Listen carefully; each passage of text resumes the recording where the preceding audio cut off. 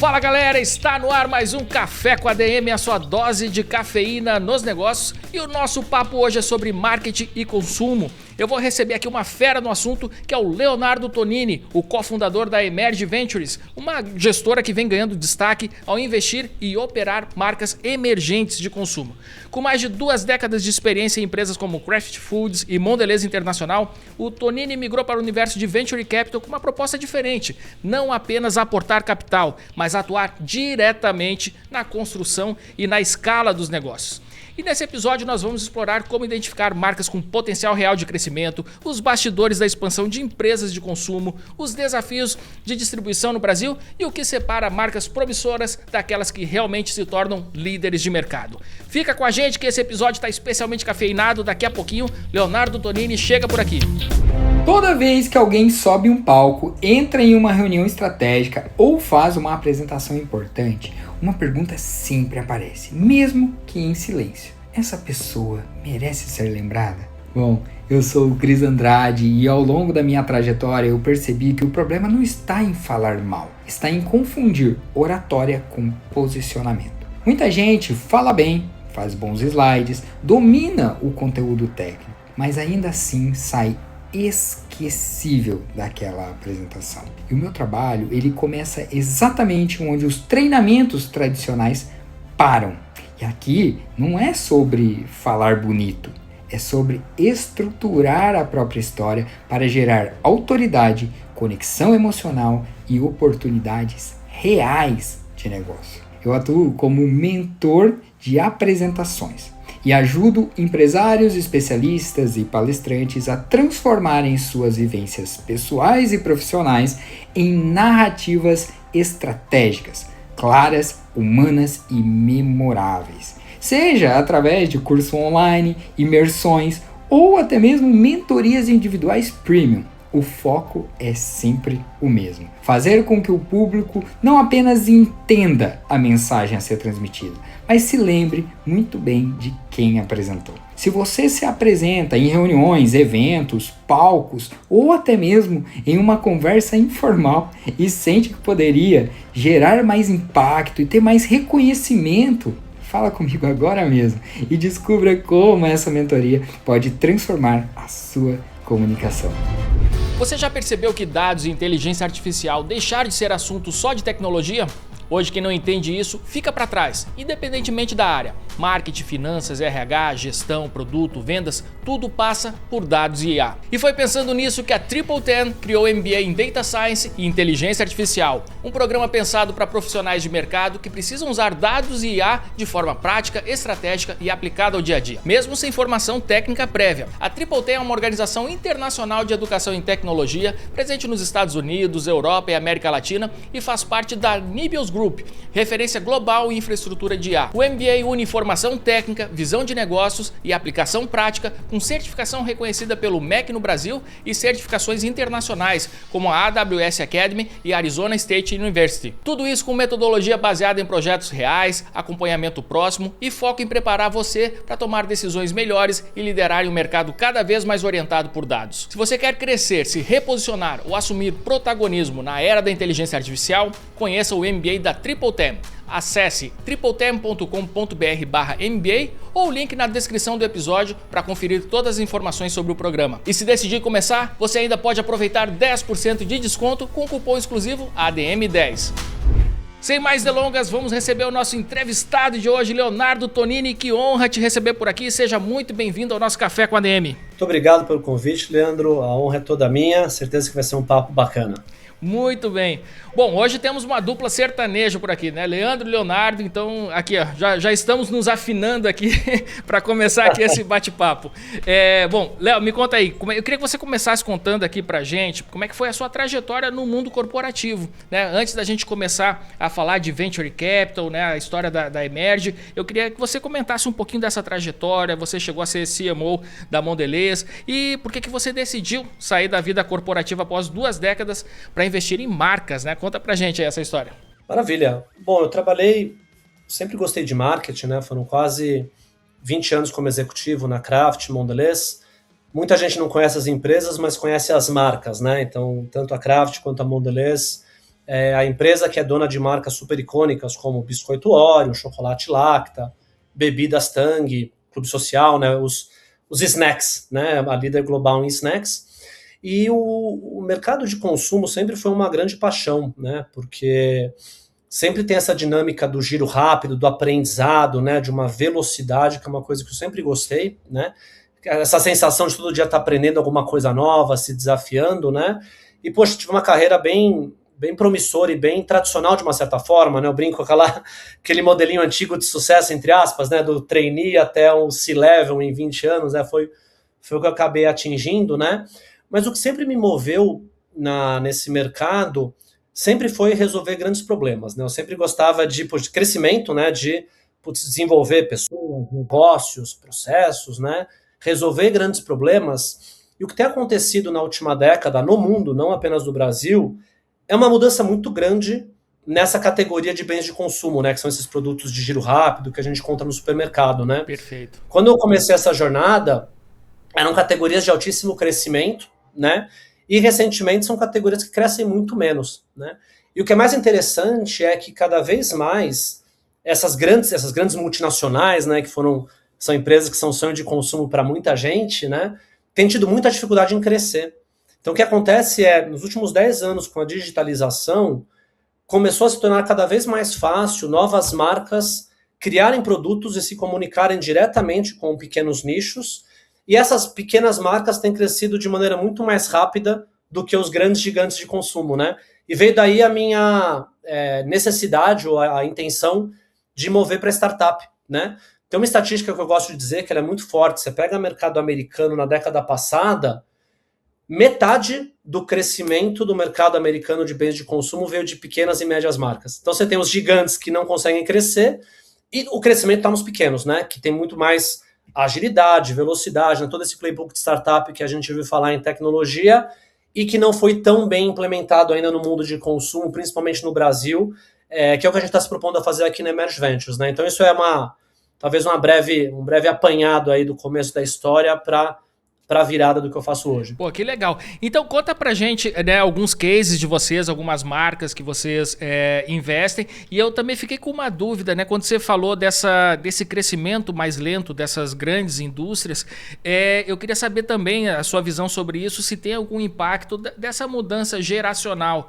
Porque a gente sabe, por exemplo, nós vemos muitas notícias sobre isso, falando sobre os hábitos de consumo de geração Z, que não toma mais álcool e tal e tudo mais. E eu queria saber se existe também o impacto, por exemplo, no setor, na alimentação mesmo, né? Então esses snacks, essas coisas, se isso também sofre o impacto de alguma mudança comportamental, né, com a mudança de gerações. Legal. Eu acho que o primeiro ponto que é bem comprovado, né, e vamos falar de bens de consumo como um todo, não de uma categoria específica, é o grande motivo das grandes empresas terem mais dificuldade de crescer é que tinha um modelo que funcionou muito bem por décadas e que parou de funcionar. Qual era esse modelo? As grandes multinacionais operavam sempre um playbook, né, de escala. Então, o que eles faziam? Tinham produtos acima dos produtos nacionais em termos de qualidade, tinham fabricação própria, e aí eles tinham barreiras de entrada de distribuição e de comunicação. O que isso quer dizer? Você precisava ser grande para comprar televisão há 15, 20 anos atrás, né? Você precisava ser grande para ter seu produto distribuído em centenas de milhares de pontos de venda, como alguma das marcas mais icônicas que a gente conhece, né? A segunda parte do modelo é a expansão em mercado emergente, então você vai, de uma certa forma, saturando o mercado rico e começa a expandir na Índia, no Brasil, no México, na China, né? Isso é um grande motor de crescimento nos últimos anos que começou a desacelerar, né? O mercado emergente desacelerou como um todo, para as grandes multinacionais, né? E quando a gente enxerga o mercado atual, o que acontece é que esses dois elementos, né? As barreiras de entrada mudaram, então com o mundo digital, eu brinco, né? Hoje eu ou você fazendo conteúdo no digital pode às vezes ser mais eficiente que uma Nestlé da vida, né? Por quê? Porque a gente entende melhor nosso público, a gente está muito mais próximo, consegue criar um conteúdo muito melhor muitas vezes, né? Então, as barreiras de entrada caíram, o que permitiram novas marcas entrarem, né? Então tem muito mais opção hoje em dia, e toda essa expansão de mercado emergente desacelerou, né? E a maneira que a indústria respondeu foi através de preço. Se a gente olha os últimos 3 anos no mercado global, ninguém consegue aumentar volume. Todo o crescimento está vindo de aumento de preço, inflação, aumento de preço, inflação, né? O que aconteceu? O consumidor cansou, não aguenta mais. Não estou falando só do Brasil, estou falando dos Estados Unidos, do mundo inteiro, né? Você pega, por exemplo, resultados de negócio de grandes empresas globais, nunca teve tanta rotatividade no cargo de CEO de grandes empresas, né? O CEO da Nestlé foi trocado, o CEO da Unilever foi trocado, né? Só para falar de 2 casos aí muito famosos, né? Então, acho que talvez a maneira mais simples de olhar tem questões de mudança de hábito, de geração, né, das canetinhas, tem várias coisas que impactam, mas estruturalmente o que mudou foi o modelo, né? Perfeito. Barreiras de entrada que diminuíram, que permitiram novas marcas crescerem com maior velocidade, né? E os grandes estão acostumados a operar da mesma maneira, né? Então, esse para mim talvez é o fator mais estrutural para a mudança que a gente está enxergando hoje, né? Então, é aquela coisa, funcionou muito bem por décadas, parou de funcionar e a indústria não está conseguindo se adaptar, né? Os melhores têm muito mais agilidade para se adaptar a essa nova realidade. Pô, que bacana. Aí a gente chega então na Emerge. Eu gostei dessa tua visão porque você faz uma visão assim muito precisa, né, do mercado, das mudanças e aí isso, enfim, deve ter sido aqui o teu a tua propulsão aqui, né, para criar aqui a Emerge. Eu queria que você comentasse um pouco da história, né, como é que nasceu essa empresa e, enfim, aí também aquele exemplo aqui, aqueles cases de marcas que vocês investem. Maravilha. Bom, a Emerge nasce tecnicamente ali de 2021 para 2022, né? Eu, depois de muito tempo, decidi sair ali do mundo executivo para começar a criar essa tese que eu estou contando aqui para você hoje, né? De marcas emergentes, né? E o meu sócio, o Eduardo Moraes, eu brinco que é o fundador raiz, né? Então ele criou uma empresa que tinha várias marcas emergentes, ainda no mundo mais analógico, né? Então eram produtos premium que você encontrava no supermercado, snacks, né? Salgadinhos, etc. Ele viveu essa história de ser um fundador raiz, criar a empresa, escalar e vender a empresa, né, para um grande grupo brasileiro. Então a gente estava com essa mesma tese e a gente começou a trabalhar junto em como adaptar esse modelo que estava dando muito certo em vários mercados mais desenvolvidos para a realidade brasileira, né? E aí tem muitas coisas interessantes aqui. A primeira a gente, né, a turma do Venture Capital, né, tem muito playbook, né? Mas geralmente playbook é o playbook em tecnologia. Então, muita gente ficou presa naquele modelo que funciona bem para a tecnologia, né, de você criar uma tese, captar, né, e tentar executar essa tese, contratando gente, etc. Só que o problema é que o modelo tradicional de venture capital para a tecnologia, ele é muito centrado em grandes apostas, né? Uma gestora vai investir em dezenas, às vezes em centenas de casos para ter 1, 2 investimentos que vão pagar a tese inteira. Então ela força o tamanho que as empresas precisam ter para o retorno do investimento acontecer, tem que ser desproporcional, tem que ser bilionário, tem que ser os famosos unicórnios, né? Perfeito. Em consumo é diferente. A dinâmica de consumo ela é mais fragmentada, né? Se a gente for parar para pensar, não deve ter mais do que uma centena de marcas bilionárias globalmente, né? Então, assim, é um mercado muito mais de milhares, dezenas de milhares de marcas de tamanho médio para grande, né? Marcas ali que faturam 9 dígitos, que podem ser negócios muito bons, mas não é um mercado como o mercado de tecnologia, que você vai criar unicórnios e ter um efeito desproporcional. Então, a gente começou a montar essa tese e botamos em prática, pensando quais são as dores do fundador de bens de consumo no Brasil, o que falta, né, para essas marcas que nascem poderem competir e crescer e potencialmente ter uma atuação de maior destaque, né? A tese está centrada em empresas que faturam entre 10 a 50 milhões de reais por ano, né? Que é exatamente essa fase que tem alguma atração, mas que ainda não escalou para se tornar uma marca relevante no mercado brasileiro, né?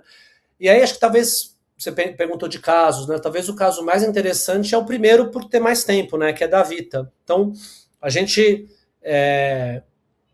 começou o projeto da Vita em 2023, era uma marca que já existia na época há 7, 8 anos, né? E a gente percebia a Vita como o que chama a nossa atenção ali, né? Um negócio de suplementos, que é um negócio muito interessante, porque você consegue ter, estruturalmente você consegue ter rentabilidade no e-commerce, porque o suplemento é uma categoria de alta recorrência e de ticket médio muito alto, né? Então, assim, você vai vender, não sei, o que eu vivia antes, né? Vai vender chocolate no supermercado, vai ser difícil ter uma recorrência, ter um ticket médio para você fazer dinheiro no e-commerce. Quando você vende suplemento, é possível, né? Porque o produto é mais caro, né? Porque você tem um hábito da conveniência de você querer receber em casa a cada X dias, né? Então tem essa questão da categoria, tem a questão do fundador, né? O Thiago está com a gente até hoje, tocando a operação, então a gente percebia que bateu muito ali o nosso perfil com o perfil do fundador para essa parceria funcionar muito bem, né? Porque nosso perfil é um perfil de operação e mão na massa, né? A gente não é uma gestora que assina um cheque, a gente opera junto, né? Uma metodologia autoral que eu brinco, né? E acho que o terceiro elemento ali é marca, né? Então a gente percebeu com a Vita, tinha uma oportunidade muito grande de posicionar a marca para falar com um público de enorme valor, mas muito mal atendido pelas marcas atuais, que é o público 40+, né? Quando você olha para a categoria de suplementos, você tem a primeira geração muito focada na performance, né? Toda a galera do bodybuilding, as marcas icônicas que nasceram há mais de uma década atrás, que são muito grandes até hoje, né? Que foi acho que o primeiro nicho que explodiu, né? Então uma base pequena de consumidores, mas com altíssima recorrência, porque precisava consumir muito produto. Depois tem uma segunda geração de marcas de saúde, né? E o que a gente percebeu é que muitas dessas marcas ou falavam com uma galera mais jovem, muito preocupada com a estética, ou falavam com uma galera muito mais velha, idosos às vezes, né? E, poxa, quem mais precisa de suplementação para consumir a vida inteira é 40+, quem já virou pai, virou mãe, o corpo começa a doer, você começa a sentir os sinais da idade, e não tinha nenhuma marca desenhada para falar com essas pessoas, né? Com o produto certo, a comunicação correta, a autoridade e a ciência por trás para as pessoas terem confiança, né? Então a gente, pouco a pouco, foi começando a montar esse projeto, né? E, poxa, muito legal. Hoje, 3 anos depois, a empresa cresceu 20 vezes, né? Então é um negócio que já passou de 100 milhões de faturamento anualizado, de run rate, né? Que é um número, poxa, super icônico, né? Porque eu brinco, né? Tem muito guru do mercado e gosta de falar de tese, mas não foi lá sujar a mão nas trincheiras, né? Então, para quem veio do mundo executivo como eu, é muito diferente o modelo, né? Total. No mundo executivo você tem dinheiro, tem estrutura, tem pessoa, você bota pouco a mão na massa, né? Aqui é mão na massa o tempo inteiro, né? A gente eu brinco, 99% do meu tempo é na operação com as investidas, né? Não é no pipeline, né? Para ficar no jargão do setor. Então, podemos explorar o quanto você quiser, mas tem sido muito, muito diferente da minha experiência anterior, mas muito recompensador, assim, ver que, poxa, essa aposta, né, no empreendedorismo é possível transicionar, é possível ter sucesso, mas você tem que ter um modelo de gestão completamente diferente com o que você vive na empresa tradicional. Que bacana. Eu acho que, assim, eu tô querendo montar aqui o quebra-cabeça aqui da fundação da Emerge. Então, assim, vejo você comentou aqui que o Eduardo Moraes era um fundador raiz, né? Então, acho que tem muito dessa questão do empreendedorismo, né? Você com essa experiência de mercado, assim, gigante. E, cara, essa tese eu achei perfeita, porque isso muda completamente o jogo, né, para os negócios que, enfim, que contam com a participação de vocês. Porque normalmente quando um venture capital só coloca o cheque, não muda muita coisa, né? Acho que o dinheiro ele não resolve todos os problemas, né? Então essa capacidade, essa visão, a capacidade de gestão, enfim, vocês criaram algo realmente diferente no mercado, né? É exatamente isso, e até para não soar pretencioso, até arrogante, né? É muito realmente a velocidade da tentativa e erro, mas sempre com esse olhar de colocar no modelo de gestão. Então, isso é interessante, né? O modelo do incumbente, a empresa escalada, ele é muito desenhado através de processos recorrentes, porque você quer evitar o erro, né? Eu brinco, imagina, qual o papel do gerente de produto da Coca-Cola? É não fazer besteira, porque é uma marca espetacular e gigantesca que tem uma centena de anos, né? Você não quer ser a pessoa que vai quebrar o modelo, né? O papel ali é você gerar comunicação, ponto de venda, né? Ações de ponto de venda para ser lembrado nas ocasiões corretas para a pessoa te comprar, modelo de lembrança, né? Na startup é completamente diferente, porque você precisa se apresentar para a pessoa que às vezes nem sabe que ela tem aquela necessidade, né? Então, modelo de marketing muito diferente, né? E o que a gente tenta fazer, que é quando eu falo da tentativa e erro, né? É como usar o melhor da startup, que é essa velocidade de testar hipóteses, mas ao mesmo tempo a gente foi aprendendo ao longo do tempo como ter um modelo de gestão leve que facilite as coisas a acontecerem e que não tenham que ser reinventadas o tempo inteiro pela primeira vez, né? Então é quase que um meio termo entre o empreendedorismo bruto, puro, da tentativa e erro ao extremo, como trazer um pouquinho de gestão, que tem muito valor, né? Que é o que a gente chama da nossa metodologia, né? mas sem engessar a ponto de virar um incumbente que tem medo de errar, né? Então esse é um pouco do balanço que a gente tenta ter aqui no dia a dia em termos de gestão mesmo, de processo, né? Perfeito. E, bom, eu queria saber agora, Léo, você que é um cara, né, de origens no marketing, qual que é a mudança, né? Você já comentou aqui, né, a questão, pô, antigamente as grandes marcas tinham lá aquele orçamento quase que ilimitado, anunciavam em TV e tudo mais. Quando a gente vai para uma marca, pegando o caso aqui da Vita, né, então, que é uma marca, enfim, que nasce sem toda essa estrutura de distribuição, de marketing e tudo mais, como é que essa marca ela se torna conhecida, como é que ela se torna desejável, enfim, qual que é o caminho para esses pequenos, vamos dizer assim, encontrar ali a escala, começar a vender seu produto, conquistar clientes e tal, já que eles não vão seguir aquele modelo tradicional de antigamente? Essa pergunta é ótima. Eu acho que a primeira coisa é muito baseada em entrevistas que eu fiz com 200 fundadores antes de começar o projeto com a Vita e as outras empresas que a gente adquiriu, que é uma obsessão extrema com os clientes, né? Que isso é uma coisa que o incumbente sempre teve, né? Se olhar para o cliente, né? Só que ele não tem a velocidade de fazer alguma coisa com isso. E engraçado, porque na startup, o que eu percebi, o padrão que eu percebi geralmente, o fundador ele vê muito mais a dor dele como consumidor do que realmente quem compra o produto dele. Então, assim, aconteceu, sem exagero, dezenas de vezes de eu perguntar para um fundador quem era o cliente, por que ele comprava, como ele conhecia a marca, e a história que o fundador me contava não batia com qualquer pesquisa mínima que eu fazia com a base dele, né? Então, esse é um ponto cego que eu brinco. Então, essa obsessão em entender, tá, mas você já tem todo mundo tem uma base de clientes mínima, né? Quem são? Como descobriram a marca? Por que compraram? Indicaram para alguém, né? Isso são fundamentos do marketing que sempre existiram, que funcionaram para as empresas tradicionais e funcionam para a startup, é algo que muitas vezes os empreendedores de consumo não olham, porque eles acham que não é importante. Então, acho que esse é o primeiro elemento, e ele é bem contra-intuitivo, né? Porque ele é estrutural. Acho que o segundo elemento é o que você faz com isso. E aqui é a grande vantagem da startup, né? Você tem, e não só da startup, mas principalmente do mundo atual, que é o digital, né? O modelo que eu acredito, né? Muita gente dos marqueteiros fica do dilema, né? Do modelo de branding ou do modelo de performance para gerar demanda, né?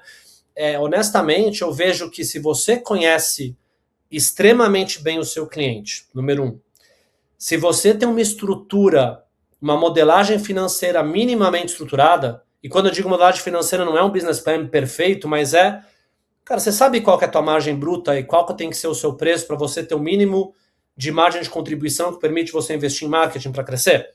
A maioria não tem, né? A maioria acha que tem que vender barato para conseguir competir. Ao vender barato, nunca vai ter dinheiro para fazer marketing, não vai conseguir escalar, né? Então, tem um trabalho mínimo ali de planejamento financeiro, né? Que tem a ver com qual preço o consumidor está disposto a pagar, como diferenciar a sua marca para conseguir cobrir esse preço e gerar margem, que é uma lição de casa que pouca gente faz.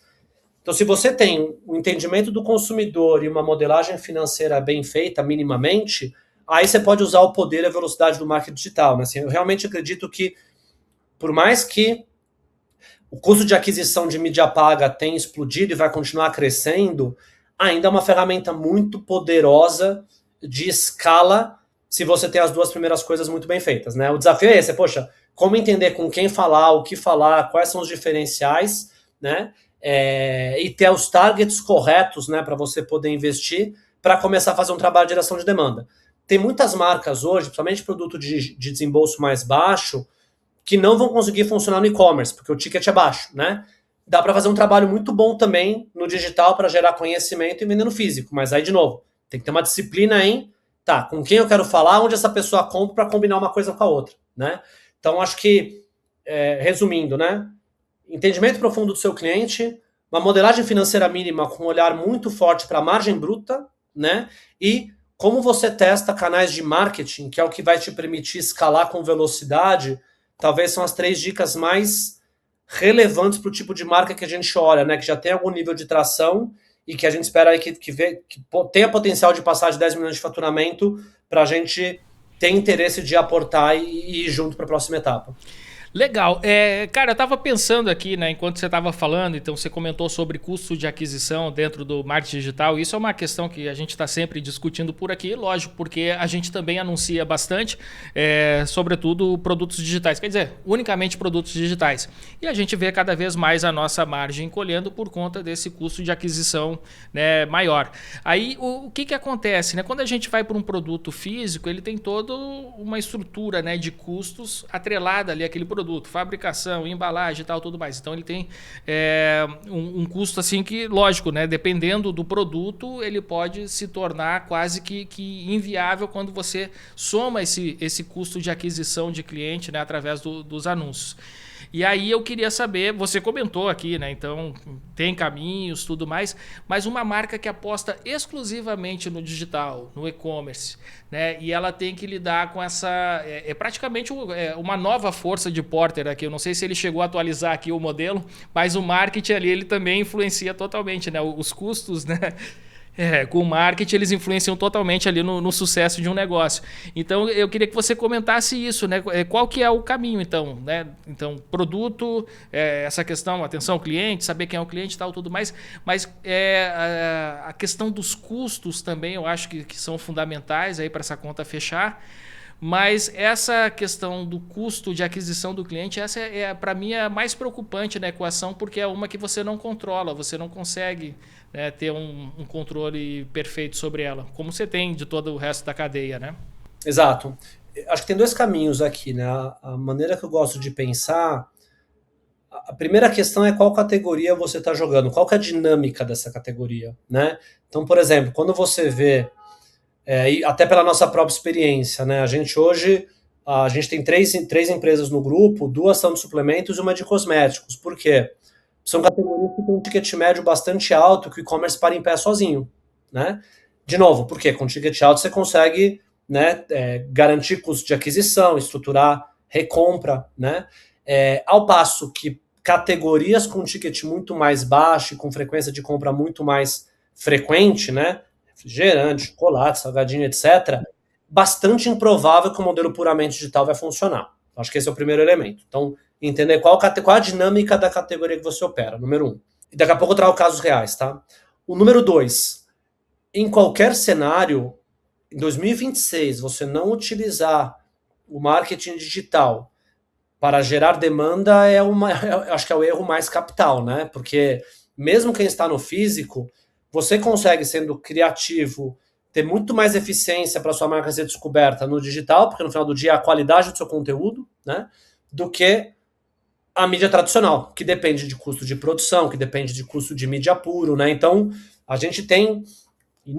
Pegar um exemplo recente, né? A Pepsi, uma das maiores empresas do mundo, acabou de comprar, ano passado, 2 negócios relativamente grandes de marcas emergentes, né? Um é a Pop, que é eles são um refrigerante probiótico, mas na verdade é uma nova geração de refrigerante mais saudável, né, que tem um efeito digestivo. Basicamente, a Pop explodiu em geração de demanda orgânica no TikTok. Então, eles conseguiram ter uma criatividade e um trabalho de criação de conteúdo orgânico que quase que um efeito de viralização estrutural que permite a marca ser muito conhecida sem ter um baita investimento em mídia, né? Não é o mesmo modelo que, pegar um outro exemplo, que a Grooms, que é um outro case americano muito legal, uma marca de suplementos em gominha. Os caras escalaram, se não me engano, para $300 milhões de faturamento em 2, 3 anos, muito dependente de mídia paga. Mas por quê? Porque é um produto que tem um ticket médio que permite o funil de conversão mais tradicional, mais de infoproduto que você comentou, permite funcionar, né? O problema é quando você não entende qual arquétipo de categoria que você quer jogar, e você quer ter mídia paga para vender produto barato ou orgânico para vender produto que a mídia paga funciona. Aí é mais difícil que isso encaixe, né? Então acho que essa reflexão aqui ajuda pra caramba. E a segunda parte, de novo, volta pro teu perfil de consumidor, né? Porque no final do dia, a única chance de você ter, seja no pago ou seja no orgânico, para você criar conteúdo muito bom, você tem que entender as dores e a profundidade daquele cliente melhor que qualquer outra marca, porque é isso que vai fazer esse conteúdo funcionar, né? E isso é uma coisa que, de novo, marcas menores fazem muito, muito melhor, até porque elas tentam mais, né? Então, no final do dia, tem muita gente que eu converso que está ali testando conteúdo múltiplas vezes ao dia, até achar alguma coisa que funcione. É um pouco um jogo de tentativa e erro também, né? Que não é um modelo de uma marca tradicional que tem ainda produções mais estruturadas, mais longas. Eu brinco, mudou, tá? Mas antigamente você fazia uma campanha grande que durava 2 anos, né? Hoje em dia eu produzo ali com a minha equipe milhares de peças por mês, né? Só para dar um contraponto da mudança de modelo. Legal. E agora você comentou aqui desse case aí dessa marca no TikTok. Eu queria que você comentasse marketplaces, Amazon, Mercado Livre, enfim, Shopee, todos esses marketplaces, TikTok Shopping, né? Como é que isso entra também na estratégia, né, de distribuição da marca? Excelente. Volta para a conversa de categoria e consumidor, né? Aonde ele está e como ele compra. Então, por exemplo, qualquer marca que queira ser relevante no modelo do e-commerce, não, assim, é proibido, a brincadeira, tá? Mas é quase que proibido não pensar em Mercado Livre e Amazon. Por quê? Porque tem uma parte enorme de compradores do online que preferem comprar no marketplace. Então, assim, acho que a pergunta tem que ser como você faz para estar presente no marketplace para capturar uma demanda que já existe, né, de uma maneira que seja lucrativa, né, que é muito mais a tática do negócio. Agora, simplesmente não estar presente é venda perdida, né? Estou falando por experiência própria. A gente está no marketplace todas as marcas e tem uma participação relevante, né? TikTok Shops já é diferente. TikTok Shops, pelo menos o modelo americano validado e as primeiras marcas que escalaram no Brasil, parece ser muito mais uma maneira muito inteligente de criar conteúdo muito barato.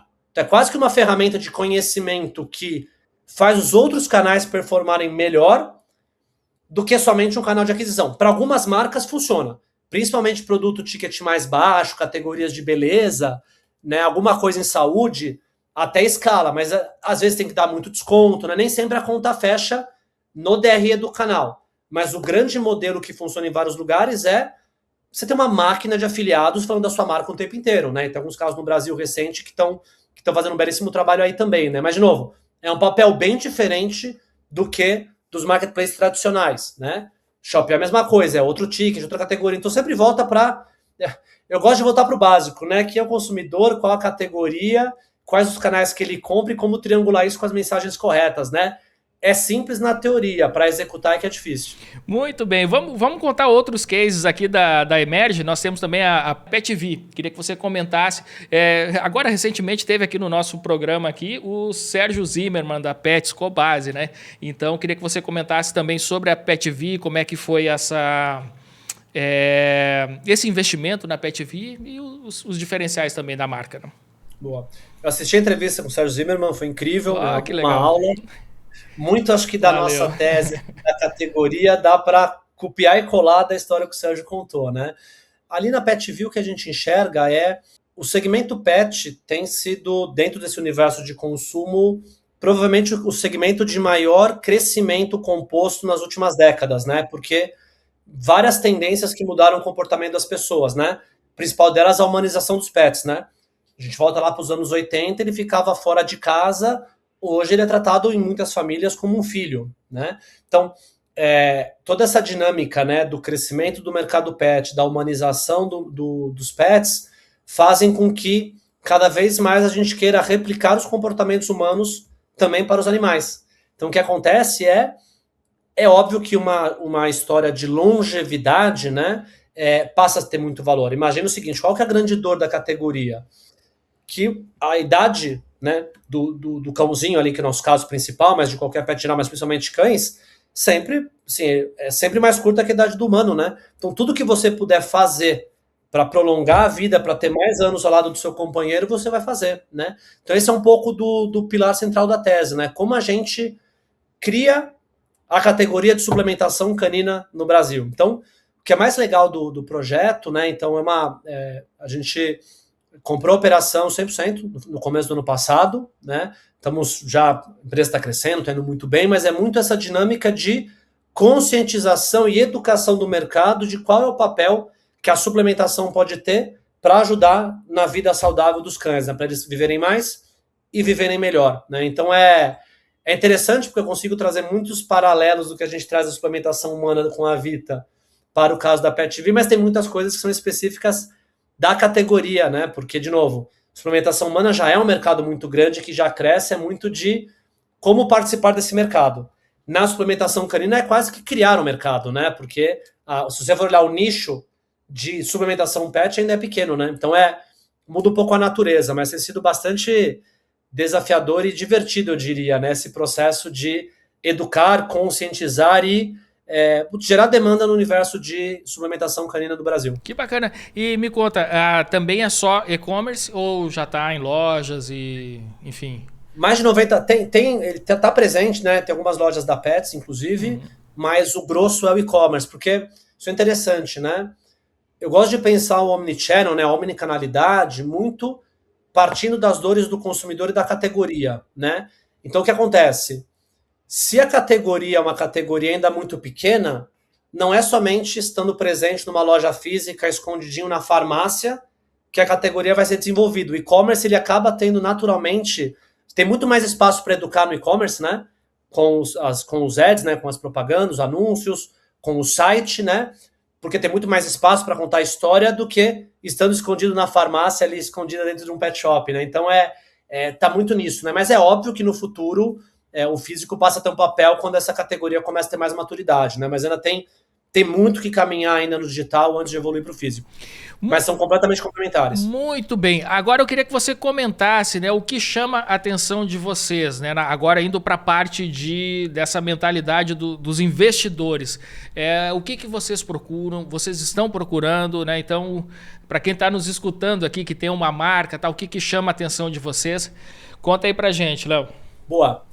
Então, a tese, né? A gente busca marcas em bens de consumo. Então, a gente olha alimentos, bebidas, suplementos, pet e cosméticos, produtos de giro rápido, número 1. Faturamento 10 a 50 milhões anual, que é o que a gente acha que é o ponto ótimo para a gente colocar na nossa máquina e escalar, né? É o que a gente tem feito com as investidas atuais. E a gente busca sinais de tração, né? Então, nunca vai estar tudo funcionando, mas aquela combinação, né, do perfil do fundador, né, de alguém que gosta de operar junto, né, e não de ter um modelo mais ali de tech, né, que é o chefe que quer fazer tudo sozinho, né, isso não funciona pra gente. Segundo ponto, que precisa de ajuda, né, porque tem coisas funcionando, mas não está conseguindo funcionar sozinho para escalar o negócio. Então, às vezes tem uma marca legal, mas os canais não estão estruturados. Às vezes tem canal, mas a estrutura de margem não para em pé, né. Então, tem essa combinação de fundador que casa com a nossa mentalidade, a nossa cultura, né, uma marca que tem potencial e um negócio que tem algumas coisas funcionando, mas tem muitas coisas que possam ser melhoradas a partir de toda a nossa metodologia e experiência. Então, são esses elementos, de maneira resumida. Legal. E agora uma dúvida, né? Essas marcas, elas são fábricas, Léo, ou elas fabricam esses produtos em uma fábrica? Para nós é indiferente. Então, a gente tem casos, né? A maior parte é fabricação terceira, porque em consumo, o valor desproporcional, né, a cadeia de valor é desproporcional na geração de demanda, que eu chamo, né, que é a maneira de como você conecta com seus clientes, comunica, né, mais que somente na cadeia produtiva.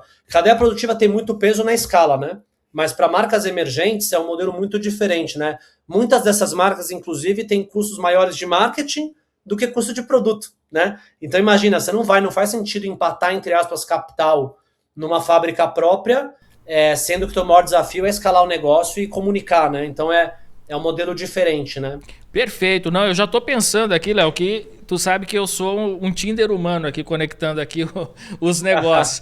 E nós temos um grupo aqui, estou até com a garrafinha aqui do empreendedores, que nós temos lá mais de 140 empresários, grandes empresários. Sérgio Zimmermann faz parte, enfim, e tem algumas marcas lá que seria interessante eu conectar com você, cara. Agradeço. Depois eu faço as pontes aqui. Eu adoro fazer isso. Eu fico pensando com quem que eu posso conectar esse cara.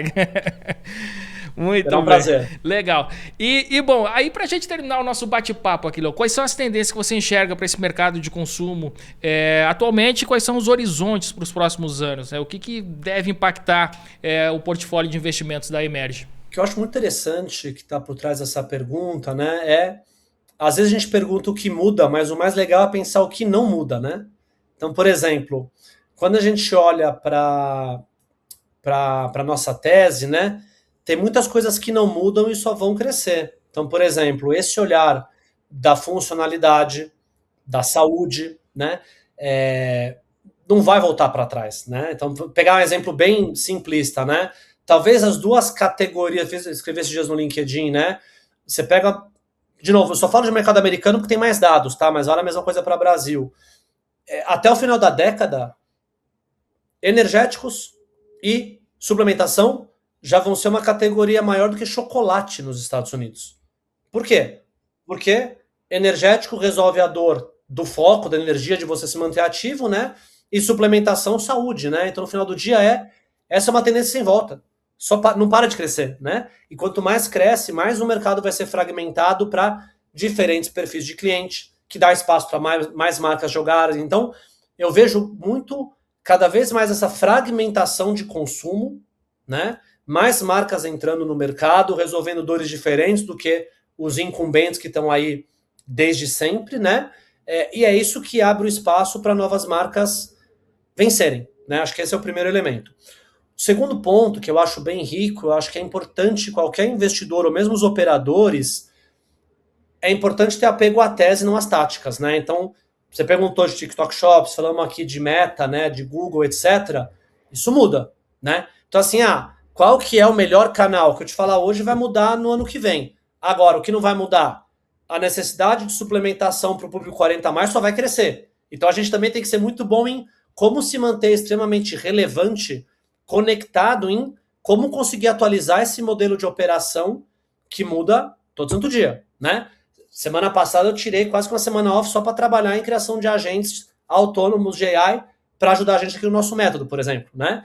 É um baita diferencial, porque a empresa tradicional não tem o tempo ou o foco para olhar isso, né? Então, acho que não preciso me expandir muito, mas essa questão, né, de quais são as tendências de consumo que não mudam, né? E como se manter, eu diria, evoluído, né, ou presente nas táticas atuais para ser sempre relevante na maneira que você opera, né? Talvez essas são as coisas mais interessantes que a gente olha por aqui. Sensacional, Leonardo Tonini. Cara, eu queria te agradecer aqui. Eu queria que você passasse aqui também. Você falou que produz conteúdo lá no LinkedIn, redes sociais, enfim. Também da Emerge aqui pro pessoal. Quem tá curioso aqui para conhecer mais sobre o Léo, mais sobre a Emerge, aí ele vai passar aqui os redes sociais, endereço, o que a gente tem que acompanhar. Boa, então vocês me encontram no perfil Leonardo Tonini no LinkedIn, então toda semana tem um post ali sobre o mercado de consumo, né, toda essa transformação que está acontecendo, que foi um papo que a gente teve hoje, e coincidentemente hoje começamos a newsletter lá da Emerge, chama CPG, Construindo os Próximos Gigantes. Então procura lá no Substack também, Construindo os Próximos Gigantes, que aí eu consigo ter mais tempo e profundidade, né, principalmente para operadores, a falar com mais profundidade sobre os assuntos de escalar os novos gigantes, né, as novas marcas emergentes que estão crescendo e sendo cada vez mais relevantes nesse ecossistema de consumo, que é o assunto que eu mais gosto de falar. Sensacional! Bom, mais uma vez, Léo, queria te agradecer aqui pela aula que você deu aqui pra gente, queria parabenizar aqui pela visão, pelos resultados e conta com a gente, cara, vamos marcar aqui um próximo papo aí pra saber das novidades aqui da Emerge mais na frente, tá? Prazer falar contigo, Leandro, mais uma vez, obrigado pelo convite. Show de bola! E você aí do outro lado, o que você achou deste Café com ADM turbinado de cafeína aqui com Leonardo Tonini, aqui da Emerge Ventures? Eu curti demais, tenho certeza que você gostou também e gostou tanto que vai compartilhar esse episódio com quem vai tirar muito proveito. Já senta o dedo aí no compartilhar, manda pros seus amigos, deixa seus comentários também dizendo o que você achou aqui do nosso bate-papo de hoje. Combinado, turma? Na semana que vem a gente volta com mais cafeína para vocês. Então até a próxima semana em mais um episódio do Café com ADM, a sua dose de cafeína nos negócios. Até lá!